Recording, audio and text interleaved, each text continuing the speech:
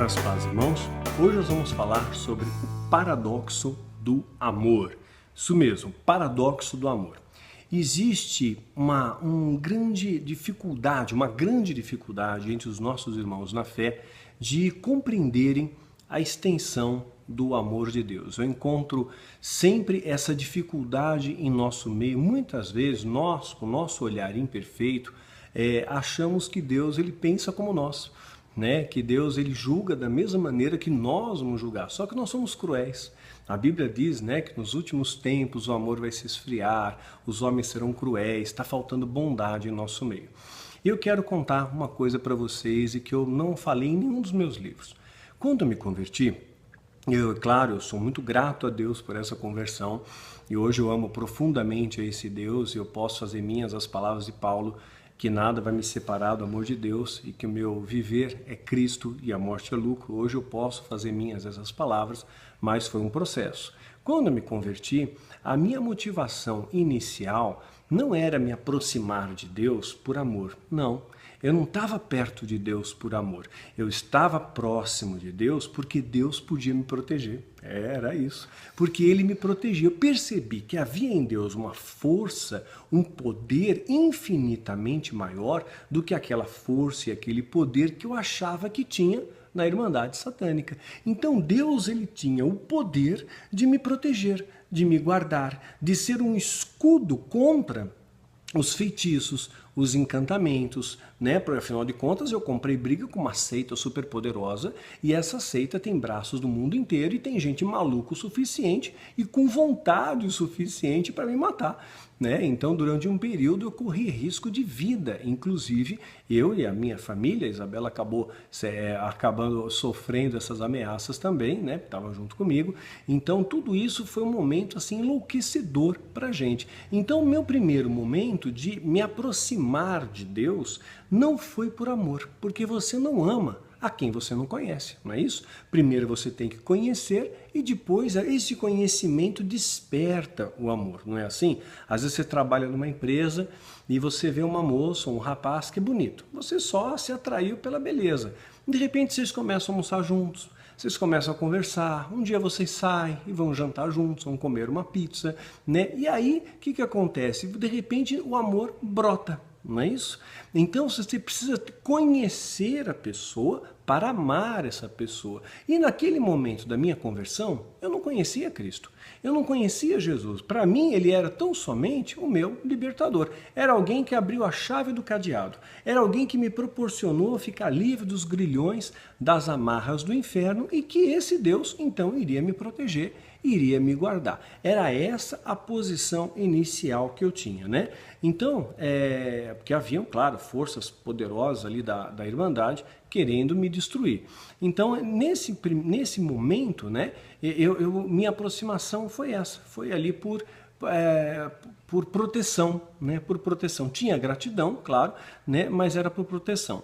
Então, eu fui apresentado no satanismo a um Deus que era um Deus cruel, um Deus punitivo, um Deus vingativo, um Deus que muda, meio pendular, muda de ideia muito rapidamente, Então, essa era o modelo que o satanismo apresenta o cristianismo, Quando eu vou para as igrejas, eu vejo também algo semelhante. Olha, Deus castiga, Deus pune. Se você fizer alguma coisa errada, vem o açoite, Deus castiga, Deus vai te fazer você colher maldições. E se você fizer tudo certinho, Ele te abençoa e recompensa. Então, quer dizer, eu não via muita diferença naquele momento. Mas um pastor um dia falou para mim, Daniel, você quer poder? Quer poder de verdade? Conheça a palavra, leia a Bíblia e isso vai te trazer poder. Então eu comecei a ler a palavra de Deus, comecei ali com os evangelhos, Até fica uma dica aí, você quer começar a ler a Bíblia, Você começa lendo ali os evangelhos, Evangelhos, leia todos os evangelhos, leia o livro de Atos e leia o Pentateuco, vai fazer você entender bem melhor a Bíblia, o plano da salvação, o início da igreja. É um bom começo, Uma longa jornada começa ali sempre com o seu primeiro passo.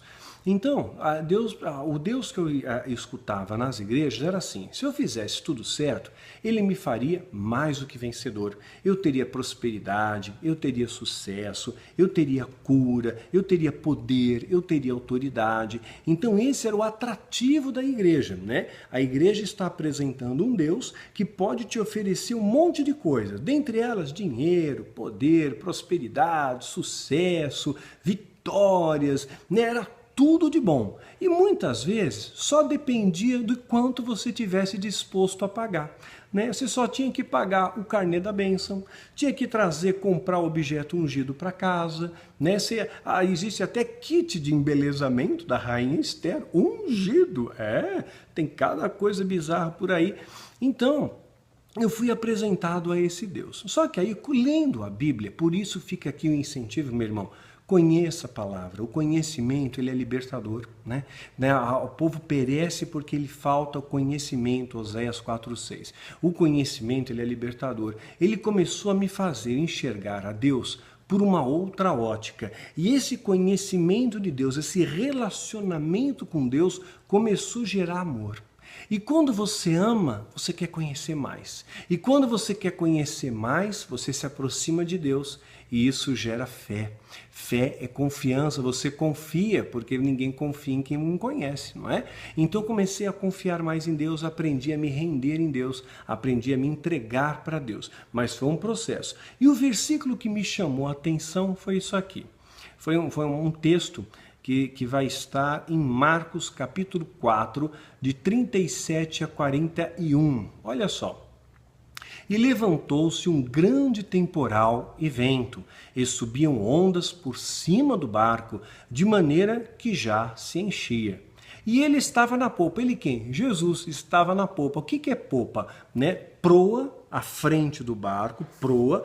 Popa, a parte de fundo do barco, tá? Jesus estava no fundo do barco, então, na popa, né, dormindo sobre uma almofada, dormindo tranquilamente, calmamente, né?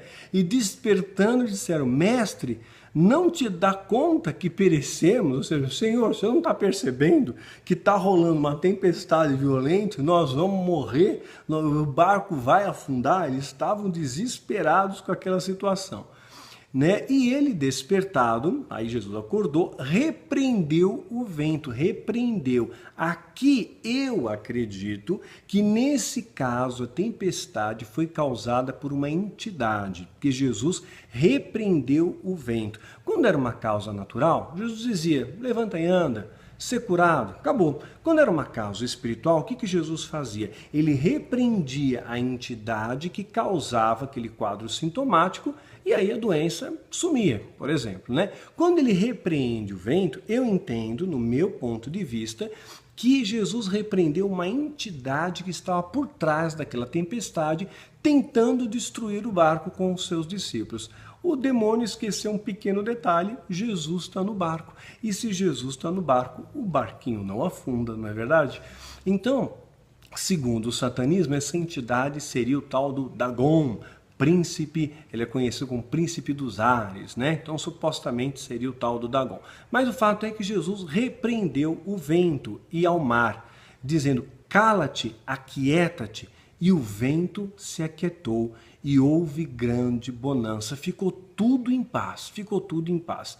E disse-lhe: por que sois tão tímidos? Ainda não tendes fé?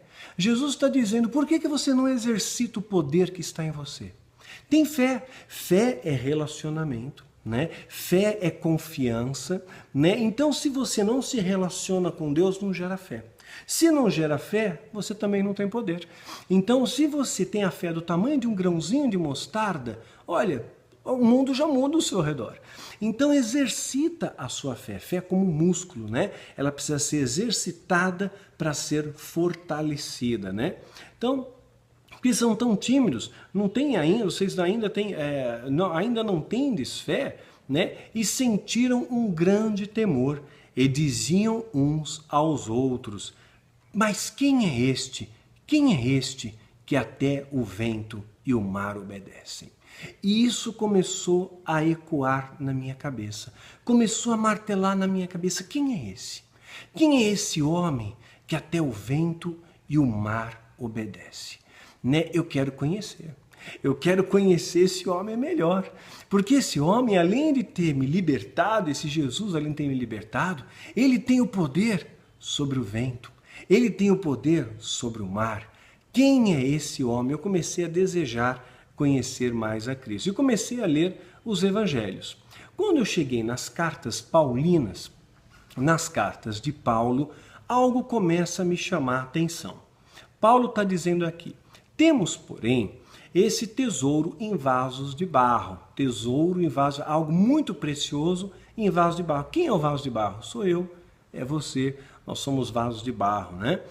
E para que a excelência do poder de Deus, para que a excelência do poder seja de Deus e não de nós. Ou seja, quando você, eu sempre falo, o falso profeta chama a glória para si.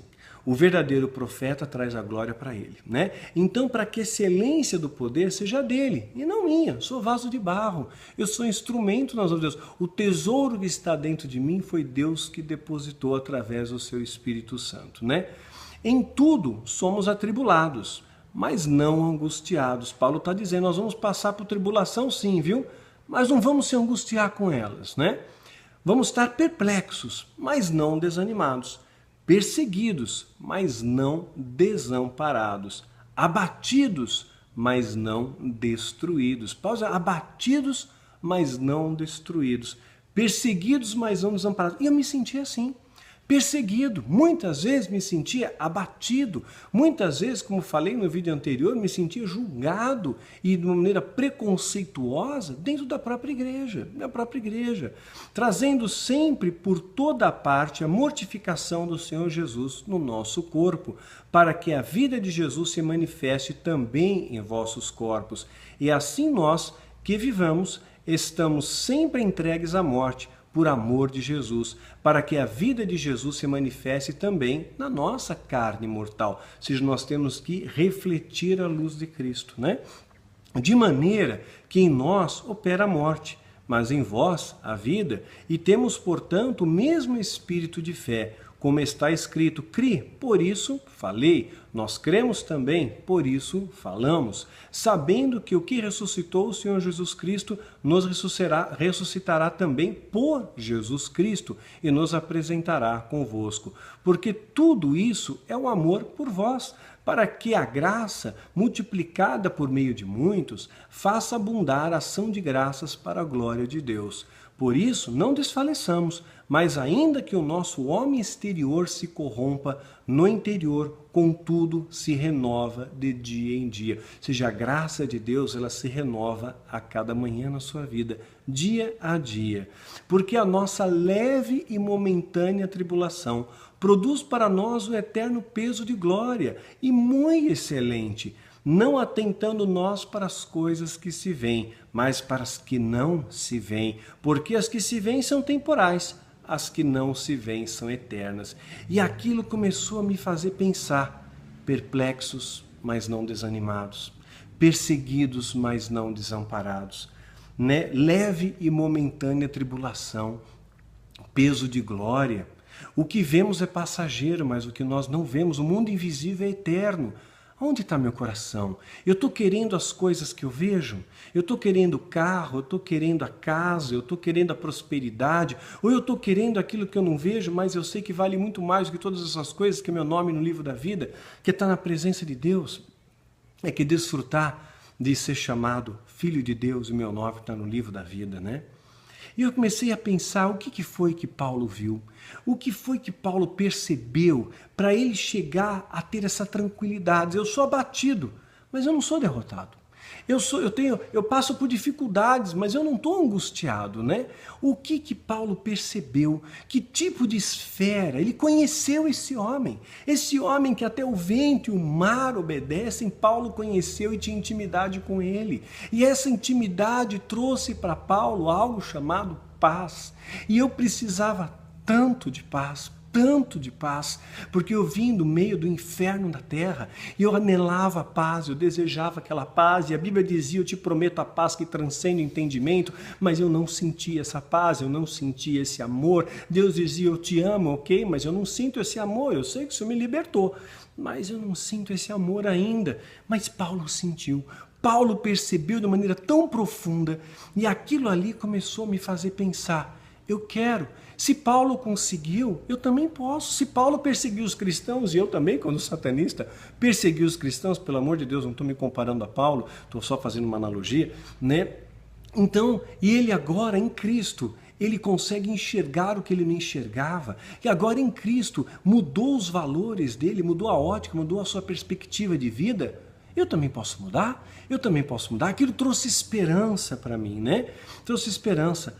E lembrando, Paulo não foi rico. Então tudo aquilo que diziam para mim nas igrejas: Deus vai trazer você rico, Deus vai te trazer prosperidade, cura, vitória.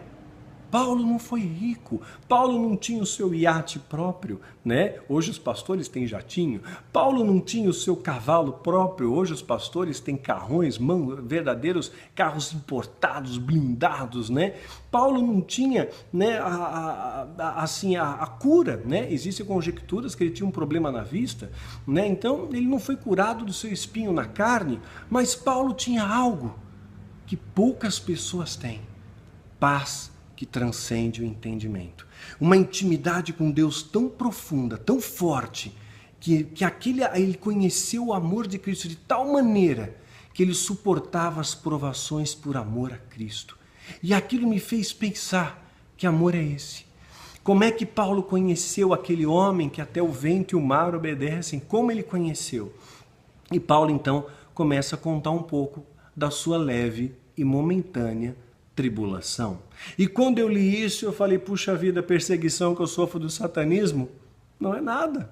Se Paulo chama o que ele passou de leve e momentânea tribulação, o que eu estou passando, embora seja pesado para mim, sou novo na fé, é nada perante o que Paulo passou. São ministros de Cristo, falo como fora de mim, eu ainda mais, em trabalhos muito mais, em açoites mais do que eles, em prisões muito mais, em perigos de morte muitas vezes. Recebi dos judeus 5 quarentenas de açoites menos um. 3 vezes fui açoitado com varas, 1 vez fui apedrejado. 3 vezes sofri naufrágio. 1 noite e 1 dia passei no abismo. Em viagens muitas vezes, em perigos entre rios, perigos entre salteadores, perigos na minha nação, perigos entre os gentios, perigos na cidade, perigos no deserto, perigos no mar, perigos entre falsos irmãos, em trabalhos e fadigas, em vigília muitas vezes, em fome e sede. Isso me chamou tanto a atenção. Em fome e sede, em jejum muitas vezes, em frio e nudez. Isso também me chamou a atenção. Além das coisas exteriores, me oprime cada dia, o cuidado para com as igrejas. Ele ainda tinha preocupação, passando fome, gente, passando sede, ele ainda se preocupava com o seu próximo, se preocupava com as igrejas que ele tinha fundado, porque Paulo não ganhava dízimo das igrejas, lembram disso? Paulo recebia ofertas voluntárias e muitas vezes não mandavam nada para ele. Ai, como eu sei como que é isso, né? Mas graças a Deus há um pequeno remanescente fiel que tem lançado a sua semente nessa trincheira. Querido, não esqueça da gente, viu? Manda provisão para essa trincheira, que quanto mais provisão nós tivermos, mais tranquilidade, mais serenidade eu tenho para produzir e melhores vídeos eu posso oferecer para você. Porque claro, quando você passa por lutas, por dificuldades, às vezes você também se abala, né? Faz parte do ser humano, né? Mas abalado, mas não abatido, tá? E abatido e não derrotado. É isso que a palavra diz. Mas em todas as coisas exteriores que me oprimem a cada dia, eu cuidado com as igrejas. Quem enfraquece, que eu também não enfraqueça, quem se escandaliza, que eu não me abrase, que convém glorificar-me, gloriarei. E no que diz respeito à minha fraqueza, o Deus e Pai, nosso Senhor, Jesus Cristo, que é eternamente bendito, sabe que não minto, né? Que não minto. Em Damasco, o que governava sobre o rei Aretas pôs guardas a portas da cidade, dos damascenos, para me prenderem. E fui descido num cesto por uma janela da muralha, e assim escapei das suas mãos. Então Paulo tinha uma vida de fugitivo, tinha uma vida de bandido, né? Mas não era bandido. Ele amava Deus.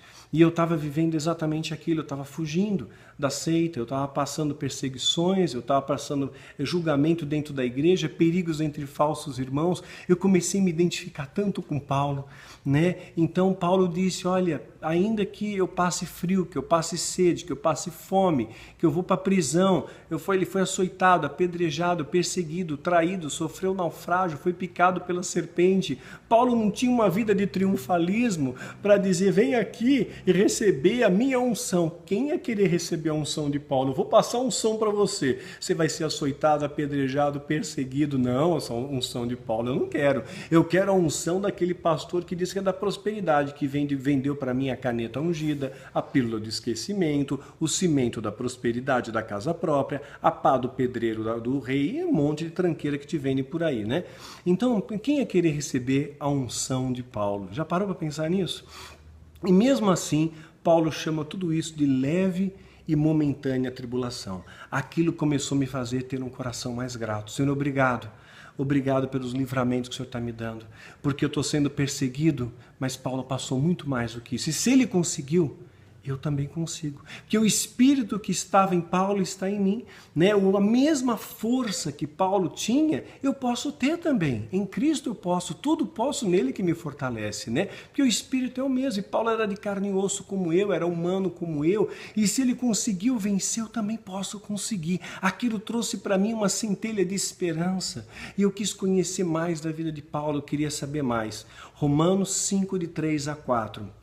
E não somente isso, mas também nos gloriamos nas tribulações. Eles se gloriavam na tribulação, sabendo que a tribulação produz paciência, e a paciência, esperança, e a paciência, experiência, perdão, a paciência, experiência, e a experiência, esperança. E eu precisava tanto de experiência, eu precisava tanto de esperança, mas estava me faltando a paciência em esperar. Às vezes nós temos que esperar o tempo de Deus para todas as coisas. Cada árvore dá seu fruto ao seu tempo. E às vezes eu queria sair logo daquela caverna, eu queria sair logo daquele deserto, eu queria que aquilo acabasse. Eu vivi dias de profunda aflição, né? E eu falei, Senhor, até quando? Até quando o Senhor vai permitir esses ataques? Até quando eles vão avançar? Até quando eles vão matar os meus animais? Até quando as pessoas vão me julgar? Até quando as pessoas vão se afastar de mim? Até quando, Senhor, eu vou falar e parece que o céu está de bronze e eu não vou te ouvir? Até quando? Quantas vezes faltava paciência? Como Davi teve, esperei com paciência no Senhor e ele me tirou de um tremendal de lama, né? De onde vinha essa força de Paulo? Paulo escreve aqui, quem nos separará do amor de Cristo? A tribulação, ou a angústia, ou a perseguição, ou a fome, ou a nudez, ou o perigo, ou a espada. Não vai ser a fome, não vai ser a espada, não vai ser a tribulação, não vai ser a perseguição. Como está escrito, por ti somos entregues à morte todo dia, somos reputados como ovelhas ao matadouro, como eu me sentia assim. Mas em todas as coisas somos mais do que vencedores por aquele que nos amou. Porque estou certo que nem a morte, nem a vida, nem os anjos, nem os principados, nem as potestades, nem o presente, nem o porvir, nem altura e nem profundidade, nem alguma outra criatura nos poderá separar do amor de Deus, que está em Cristo Jesus, nosso Senhor. E eu comecei a pensar que amor é esse. Que amor tão poderoso é esse que Paulo se refere, que nada vai separar. Eu quero esse amor para mim.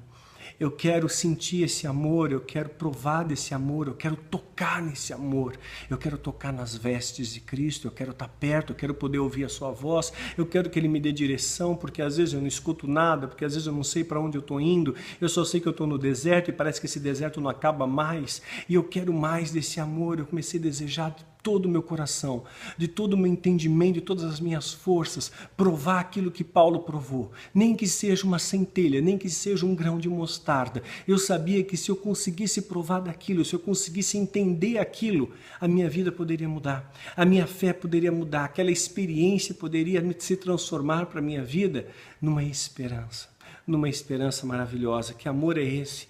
Então eu queria provar aquilo de todo o meu entendimento e comecei a procurar aquilo.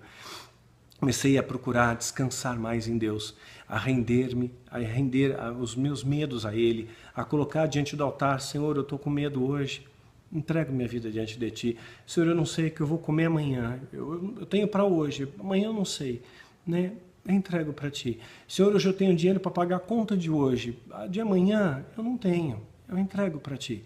Né? E eu comecei a entregar a cada dia, né? Quando as pessoas escrevem para mim: eu perdi emprego, Daniel. Eu sei que é difícil, eu sei, talvez Deus esteja fechando uma porta para abrir uma porta melhor para você, né? Talvez, às vezes você tem que recuar para dar um impulso maior, às vezes você tem que perder para ganhar, faz parte do processo do crescimento, e às vezes a gente não entende, mas quando você se rende a Ele, quando você se entrega a Ele, os braços dele te abraçam, te acolhem, diz: filho meu, eu não vou te desamparar.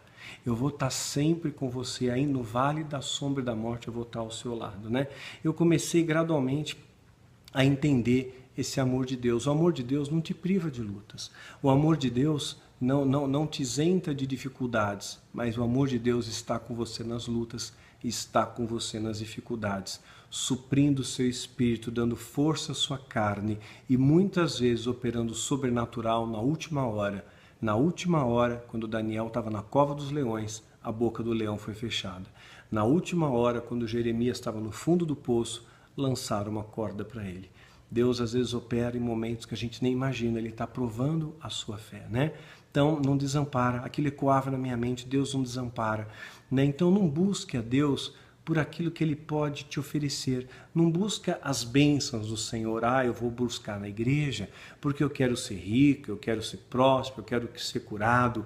Busque, em primeiro lugar, o reino. Eu comecei a aprender isso. Paulo buscou, em primeiro lugar, o reino. Quando você busca o reino, o resto lhe é acrescentado, você começa a sentir o amor do reino. Porque quando você não busca o reino, você busca as coisas materiais, você busca aquilo que você vê, aquilo é temporal, aquilo acaba. Cada hora é uma coisa diferente, cada hora aquilo que se renova, porque agora eu quero o carro, agora eu quero a casa, agora eu quero o sucesso, agora eu quero a prosperidade, agora eu quero a roupa, agora eu quero isso, eu quero aquilo. Quer dizer, isso nunca acaba, nunca acaba. Mas quando você começa a olhar para o mundo invisível, que é eterno, você está vendo os valores de reino. E quando esse valor de reino entra no seu coração, você começa a ser suprido de uma maneira sobrenatural, através de uma paz que transcende entendimento. E você começa a ver o Deus provedor, o Deus que é amor, o Deus que traz acolhimento e traz força, né? Comecei a buscar Deus de uma outra forma, sem buscar recompensas, sem buscar necessariamente a proteção. Comecei simplesmente a buscar a Deus para estar perto de Deus. Gente, de todo o meu coração era só isso que eu queria, estar perto de Deus. Sabe quando o filho gosta de estar perto do pai? É gostoso, eu fico com meu filho, a gente só fica abraçado assistindo um filme na televisão.